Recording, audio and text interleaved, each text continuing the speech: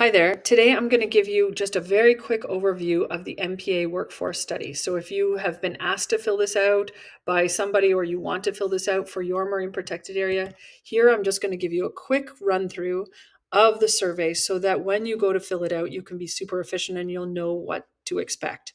So when you've landed on the MPA Workforce Study homepage, it will look like this.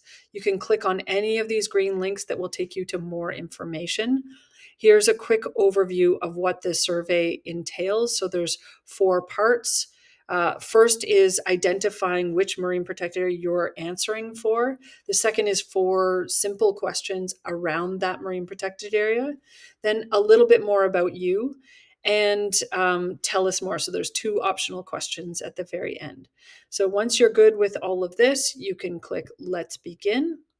And the first part, you're going to choose your country. So the marine protected area that you're answering for, you're going to choose which country it's in. And I've chosen Canada here, so you can click there. Then the next part is you can choose the marine protected area from the list. So this is all the marine protected areas that are inside of Canada. You can search by ID or you can search by name. Be cautious with the names because sometimes when they've been entered, they're the short version. So if I click on Saint, you can see SAINTE, but in some cases it might be STE. So you might need to search by different parts of the name to actually find it. Otherwise, you can click MPA not listed, which is what I'm going to click here because I'm creating this is not real data. And I'm just going to write test here so that when we're analyzing the data afterwards, we know to exclude this record. So then next, so I've selected my marine protected area. Now I'm going to answer 4 questions around that specific marine protected area. So the first question is who works on this specific marine protected area?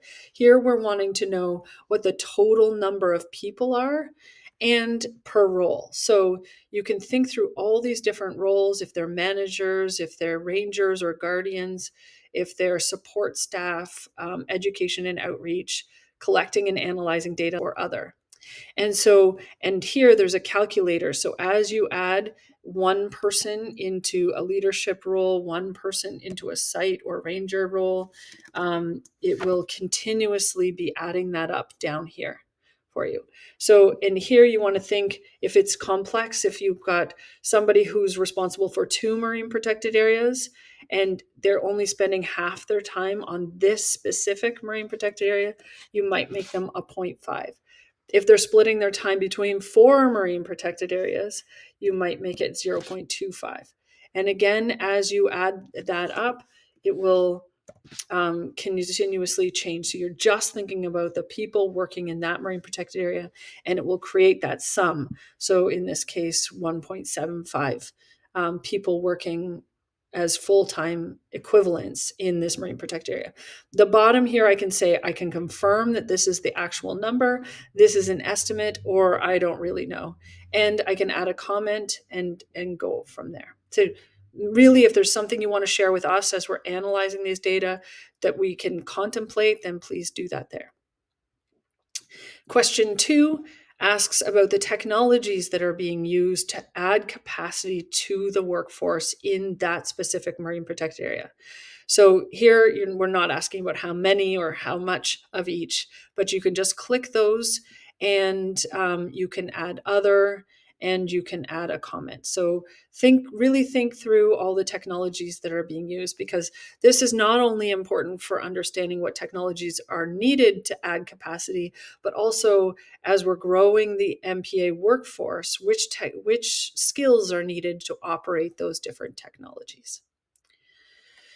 The third question is who else is nearby? So who else operates seasonally or more within this specific marine protected area that is not formally included in question 1?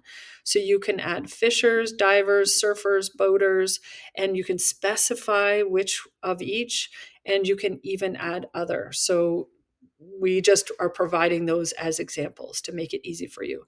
And again, please add a comment if there's something that says, oh, we want the team to know about this specific issue or when the answer came through.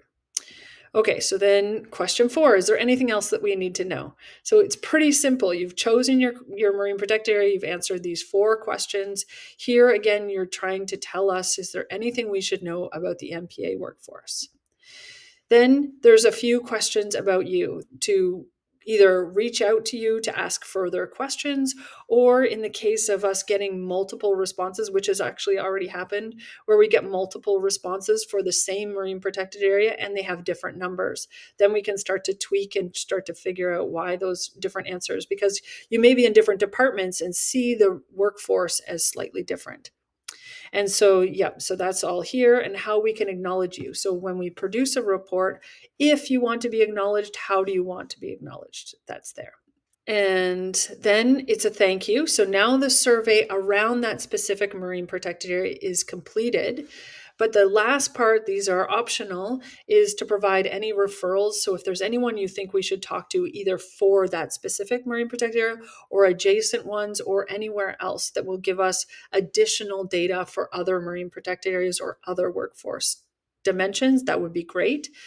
And the last question is your workforce adequate? So we did not want to ask that for every marine protected area, because largely because we don't want to know which ones are or are not adequate, and we don't want to share that with anyone else. But if at the end we can say, oh, there's 100,000 staff working on marine protected areas around the world, what percentage of those are considered to be adequate, so that when we're looking to scale up to 30 by 30, we can still say, oh, even within what we have currently, we need to scale up to meet our current obligations with the current network of marine protected areas.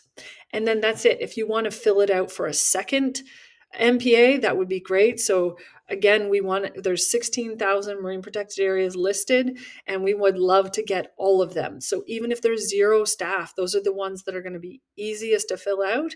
So please choose that one and say, yep, no one is effectively working on that marine protected area.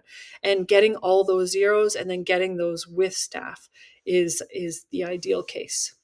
So yes, so you can say yes or no, and then you're going to end the survey. Please contact us if you have any questions or other ways that we can get this out to as many people to cover as many marine protected areas around the world as possible. Thank you.